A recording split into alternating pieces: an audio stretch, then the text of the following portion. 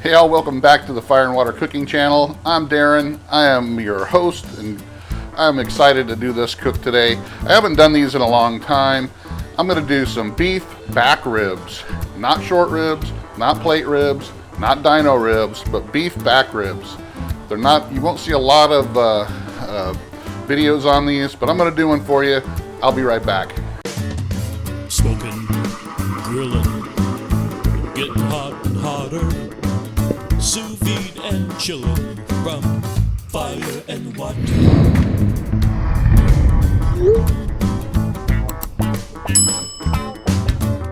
All right, guys, you don't see these too often in the stores. Occasionally you'll see them.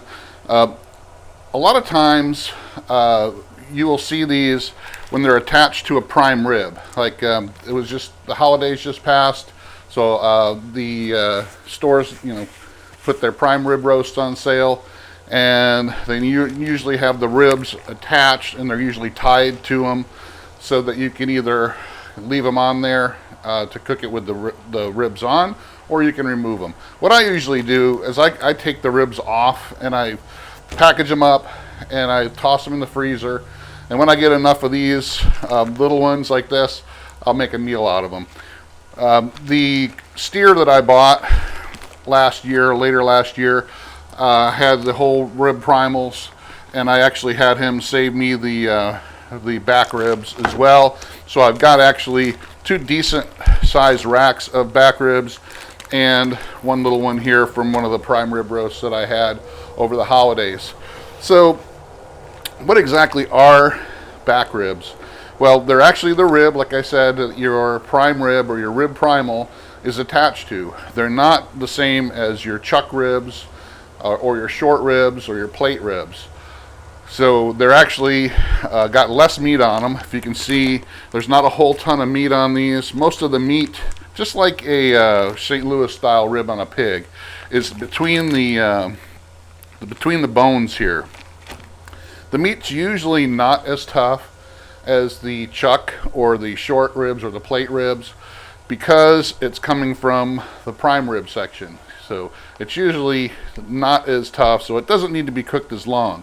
Now, like I said, these can be cooked any way you'd like. They can be cooked savory, they can be cooked like a pork rib with some, sweet type rub and sauce on them. I like to do mine savory, and what I've done here, before I vacuum sealed these up, I just gave them a nice seasoning of salt, pepper, and garlic, like I would normally do with any kind of beef, like a prime rib or steaks or what have you. So these have been pre-seasoned with salt, pepper, and garlic. They're already bagged up and ready to go.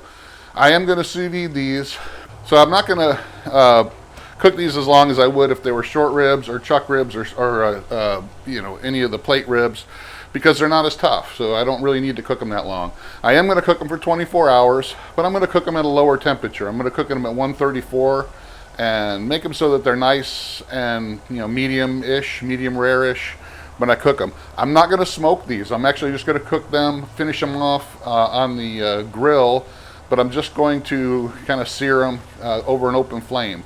So pretty much just season them up and then finish them up over an open flame on the hasty-bake, because I can actually adjust the fire on that box. So that's what I'm going to do with these. I'm going to show you. So I'm going to show you actually how to make some nice beef back ribs. I'll be right back.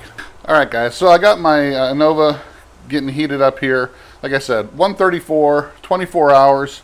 We're going to put these in and just let them go.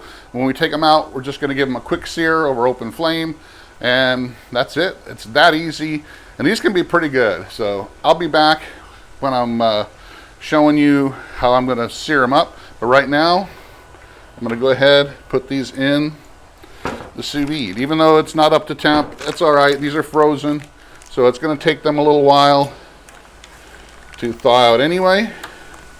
So I am going to put them in, let them cook.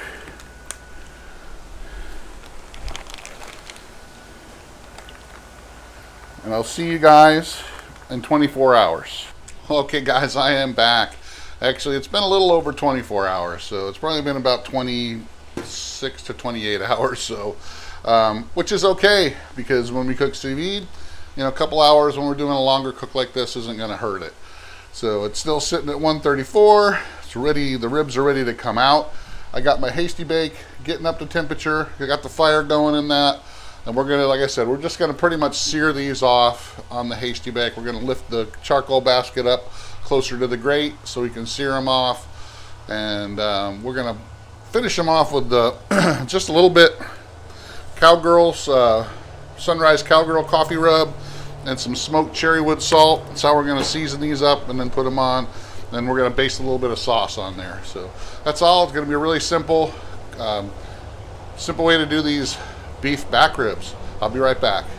All right, guys, I got them out of the bath. I'm gonna take them out of these packs. I'm not gonna do anything with the bag purge today. I'm not even gonna save it. I'm just gonna go ahead and toss it in the garbage. But I am gonna pat these dry to some extent, just so that we can get a really good sear on them. As you can tell, they don't look quite appetizing right now, just for the fact that they've just been sitting in the sous vide bath, cooking in their own juices, pretty much. But I can feel that they're nice and tender. Put that in the garbage. My last rack here. And just make sure you're careful with these, that you don't pull them apart. Since we cook them at such a low temp, there's really not a whole lot of chance that that's going to happen. They're still going to be kind of steak-like, but they're going to be nice and tender. So if you take a look at that, guys, they're not very pretty, that's for sure. But I am going to pat these dry just a little bit. Don't have to go crazy because we're not trying to get that steak crust on these. We want them to pick up a little bit of the smoke that I've got going on in there. And I'm not really worried about the bone side either. Just the meat side is the most that I'm worried about here. And like I said, I'm going to use just a little bit of this Sunrise Cowgirl's coffee rub. And I am going to put it on both sides of these ribs.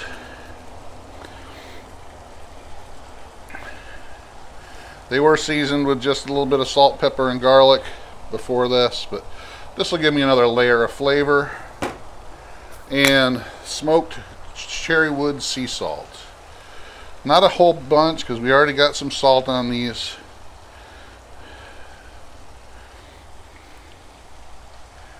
Just a nice little pinch. And I'm going to turn these over and do this other side, just so we can say we did it. Don't want to get my seasoning bottle all dirty. That's Sunrise Cowgirl, salt, smoked cherrywood salt. That's it, guys. I'm gonna get these on the grill them up, then we'll have our dinner. I'll be back. Well, all right, guys, my hasty-bake is cooking up. I got the if you can't see this down here, I've got the charcoal basket raised up pretty close, not all the way up to the grate, but pretty close up there, because I want these to get a nice sear on them. But I got some pecan in there for a little bit of smoke, and I'm going to go ahead and put these on the bone side facing down first, so we can get these things starting to heat back up and to render some of that fat that's still on there.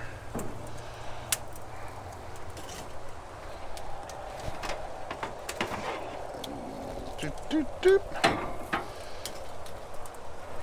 can see some of that smoke's already starting to come up, and we got one of the pieces of wood starting to catch, so I might have to lower that here for a second. That fat starts to render. Matter of fact, let me lower that down a little bit. stops flaming up. All right, let me close this up.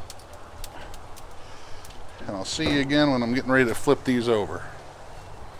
One of the things I love about the Hasty Bakes is that you can adjust this charcoal basket.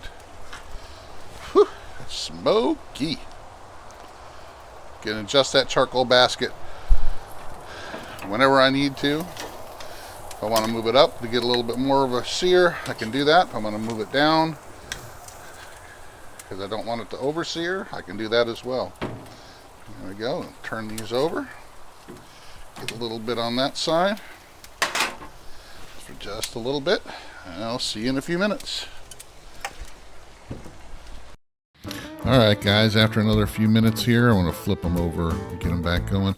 And I'm going to put some a nice savory sauce on here. I'm using Black Swan barbecue sauce. That's Max Good from AmazingRibs.com sauce. And it's really savory, got a nice little kick to it, not very sweet. So I'm going to use that to baste these while I finish them off. I'll flip them probably one more time, put some on the back, and just got these char up just a little bit. Put that sauce on them, and we'll cut them up and eat them. I'll be right back. Whew, guys, I got to tell you, that was a little smoky. And I'm going to take this small rack here that I got off the prime rib. I'm going to show you these as well so you can see. Got a nice little color to them. I used the Black Swan Savory Original from Max Good from AmazingRibs.com. That's his sauce because it's really savory. It doesn't have a whole lot of sweetness to it, but it's got some really good flavors, and that's what I'm using on these. So these are done. I'm going to cut this one right here so I can give it a nice bite. Still a little hot, but I'll show you exactly what it looks like here so you can see. It's still nice and red on the inside. Really juicy there. You can see that juice flowing. I'm going to have a taste a bite right here. Super tender. Not super smoky, but I didn't have it in there long enough to do that. So, meat pulls right away. I really like it. Totally different than pork ribs, but man, they are good. A little messy, but some of that fat was starting to render there. Really good. Check out beef back ribs. If you got, just don't expect them to be anything like pork ribs. Don't expect these to have a whole lot of meat on them because they don't. But they are good, they're different, and sometimes you can get a break when they're on sale. And if you buy the prime ribs that have them attached and you don't want to cook those with a roast, you can save them up and cook them up for a meal. Thanks for watching. Follow us on Facebook, Instagram, follow the Fire and Water Cooking Podcast, and make sure you like, subscribe, share, and follow the Fire and Water Cooking YouTube channel. Let me go get these cooked up, and I'll see you again in the next video.